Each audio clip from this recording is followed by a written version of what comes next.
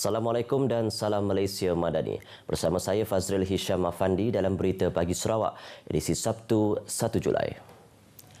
Pendekatan Sarawak untuk kebajikan agama bukan Islam menerusi unit hal ehwal agama-agama lain Unifor Jabatan Premier menjadi model untuk New Zealand. Premier Sarawak Datuk Patinggi Tan Sri Abang Johari Tun Openg berkata keakraban yang baik antara agama ini memberi manfaat kepada semua pihak termasuk dari segi pendidikan dan bantuan kewangan. Maka sekolah antarabangsa ini saya nampak bahawa bukan saja diiktirafkan oleh kerajaan New Zealand, bahkan kerajaan New Zealand pun memberi bantuan kepada masyarakat Islam walaupun minoriti. Ia adalah macam kita. Kerajaan kita membantu uniform. Di sana kerajaan itu membantu orang Islam. Premier ditemui media di gedung mengulas mengenai jawatan kerja ke New Zealand baru-baru ini. Datuk Patinggi Abang Johari yang juga merangkap Presiden Majlis Dakwah Islamiah Serantau Asia Tenggara dan Pasifik RISEP menambah New Zealand akan menjadi hub kepada pembangunan komuniti Islam di pulau-pulau di Pasifik antaranya Fiji, Tonga dan Samoa. Ini juga termasuk diberi pendedahan ilmu dan teknologi terkini untuk membangun dan bekerjasama dengan masyarakat bukan Islam. Dalam perkembangan lain, beberapa kawasan pinggiran di Gedong akan dihubungkan dengan jalan sambungan menerusi projek jalan utama Gedong ke Samalatong yang masih dalam pembinaan. Menurut Premier Sarawak Datuk Patinggi Tan Sri Abang Johari Tun Openg, jalan sambungan tambahan ini melibatkan pembinaan tambahan sepanjang 5.8 kilometer. Jalan ini dijangka menghubungkan beberapa kampung termasuk Kampung Samalatong, Kampung Munggu Lalang dan Kampung Batu Pengasah yang secara berlangsung membolehkan perkhidmatan dari Majlis Daerah Gedong bakal dinikmati. Kerana kawasan masyarakat rumah panjang kita akan mempunyai hubungan yang baiklah. Sambil itu kita akan teruskan bekalan air menerusi jalan yang baru tadi dengan bekalan air. Beliau ditemui media di Majlis Korban Masjid Al-Kausar di Gedong. Sejumlah 23 ekor lembu diagihkan kepada surau, masjid dan badan bukan kerajaan untuk agihan peringkat komuniti di sekitar Gedong. Cadangan untuk mengklasifikasikan perdagangan karbon di bawah bidang kuasa Kementerian Perladangan dan Komoditi KPK masih dalam perbincangan di peringkat antara kementerian serta Kabinet.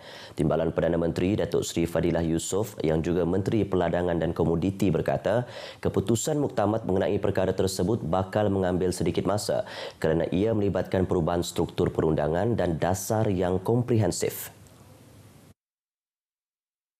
Kami sekarang ini sudah berbincang sama ada kita dapat pisahkan pertama sekali carbon conservation itu dengan the trading diberi dekat Kementerian Perladangan dan Komoditi sesuai dengan apa yang ditakrifkan di bawah United Nations ESG. Carbon adalah dikirakan sekarang ini sebagai komoditi. Jadi ini sedang diperincikan. Kalau dapat dimuktamadkan maka insya-Allah kita akan follow through apa yang dicadangkan oleh Yang Amat Berhormat Premier. Beliau berkata demikian kepada pemberita di Kuching ketika ditanya mengenai cadangan Premier Sarawak Datuk Patinggi Tan Sri Abang Johari Tun Openg agar karbon disenaraikan di bawah KPK selari dengan pengiktirafan karbon sebagai satu komoditi yang boleh diniagakan oleh Pertubuhan Bangsa-Bangsa Bersatu. Ketika ini pengurusan karbon adalah di bawah Kementerian Sumber Asli, Alam Sekitar dan Perubahan Iklim. Terdahulu Datuk Seri Fadilah meluangkan masa meninjau proses gotong royong melapah kedaging korban di Majlis Ibadah Korban Wanita Cawangan N9 Tupong di Surau Darul Fadzila di Kuching. Pada majlis tersebut, beliau turut menyerahkan daging-daging berkenaan kepada penerima. Rakyat di negeri ini disaran merebut segala peluang yang diberikan pihak kerajaan dalam usaha meningkatkan taraf hidup sekaligus tidak bergantung sepenuhnya dengan bantuan. Timbalan Menteri Kemajuan Desa dan Wilayah Datuk Rubiah Wang berkata, rakyat juga perlu memainkan peranan dalam usaha ke arah mencapai hasrat kerajaan dari segi kemajuan pembangunan. Menurut beliau, sekiranya masyarakat aktif dalam merebut peluang yang diberikan, ia tentu dapat membantu pembangunan dan menggerakkan pertumbuhan ekonomi sekaligus menyumbang kepada kestabilan negara. Beliau menambah kepimpinan Premier Sarawak, Datuk Patinggi Tan Sri Abang Johari Tun Openg sentiasa mencari jalan untuk memajukan dan memakmurkan negeri Sarawak. Datuk Rubiah berkata demikian ketika majlis pengagihan daging korban di Asajaya semalam. Dalam majlis itu, seramai 80 asnaf daripada sekitar Asajaya menerima agihan daging korban. Untuk rekod, tahun ini sebanyak 20 ekor lembu dikorbankan bagi kawasan Asajaya dengan jumlah keseluruhan asnaf yang menerima agihan adalah seramai 524 orang. Masyarakat di Dewan Undangan Negeri Opar diminta terus memberi sokongan kepada kerajaan negeri untuk memastikan pembangunan di kawasan itu berjalan dengan lancar. Timbalan Premier Sarawak, Datuk Seri Dr. Sim Kui Hian memberitahu kawasan itu yang kini dilihat kian membangun dengan jaringan jalan raya yang baik dapat menghubungkan masyarakat di kawasan luar bandar dengan bandar utama. Justru itu, ia lebih memudahkan masyarakat setempat bersama kerajaan merealisasikan strategi pembangunan pasca COVID-19 2030 dan turut bersama menikmati limpahan pembangunan. Beliau berucap pada majlis ngiling bidai bagi kawasan Dewan Undangan Negeri Opar di Dewan Kampung Bukit Papan, Lundu. Sementara itu, Datuk Dr. Sim menambah perpaduan sedia ada perlu dikekalkan dan menolak segala hasutan luar yang boleh memecah belahkan rakyat negeri ini. Rakyat Sarawak masih mampu tangani kenaikan kos harga barang mentah. Bagi Timbalan Menteri Pengangkutan, Datuk Henry Harry Jinep, dengan kebanyakan rakyat yang mempunyai tanah dan mampu bertani sendiri, ia sekaligus berupaya mengurangkan kebergantungan membeli makanan dari luar. Oleh yang demikian, itu jika berlaku kenaikan harga beras import dikhawatiri dalam Julai ini, beras tempatan diharap dapat menjadi pilihan dengan harganya yang masih rendah. As population grow and more people migrate from the rural to the city, of course, some goods are not there, but there's always alternative. Datuk Henry memberitahu demikian kepada pemberita selepas Majlis Rumah Terbuka Pertubuhan Gawai 2023 di Kampung Singai Bau. Dalam pada itu, ahli perniagaan tempatan juga menyuarakan keperluan kerajaan untuk mengawal kenaikan harga beras sekiranya memudaratkan kehidupan rakyat. Saya pergi kerjaan Perak sama gula, ya jangan naik lagi.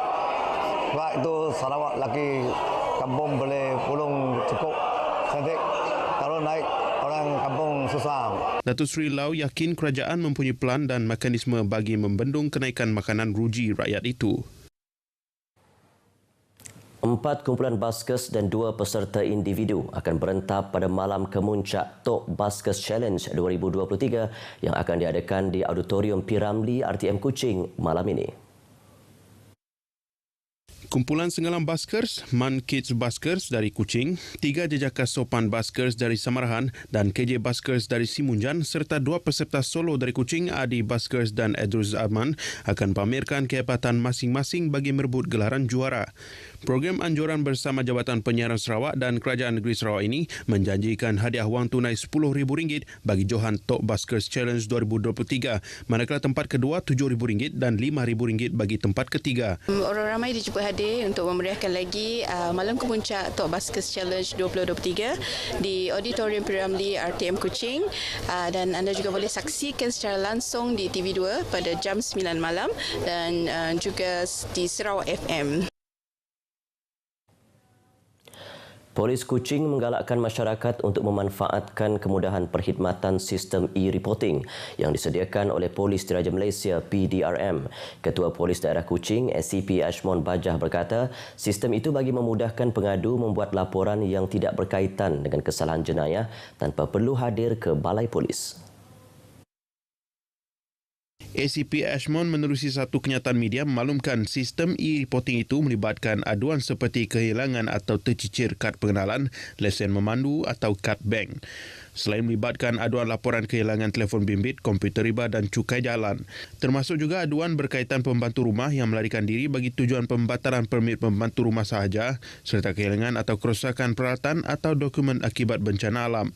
Tambahnya, sistem tersebut merupakan inisiatif pihak PDRM untuk memberikan perkhidmatan yang terbaik dan menggalakkan masyarakat membuat aduan insiden yang tidak berkaitan dengan jenayah atau tidak memerlukan siasat terlanjut oleh pihak polis secara dalam talian. Dalam kenyataan yang sama, ACP Ashmond memaklumkan bahawa penggunaan sistem tersebut adalah terhad kepada warga negara Malaysia yang berusia 18 tahun dan ke atas serta perlu mendaftar di dalam sistem sebelum ia boleh diakses pada bila-bila masa.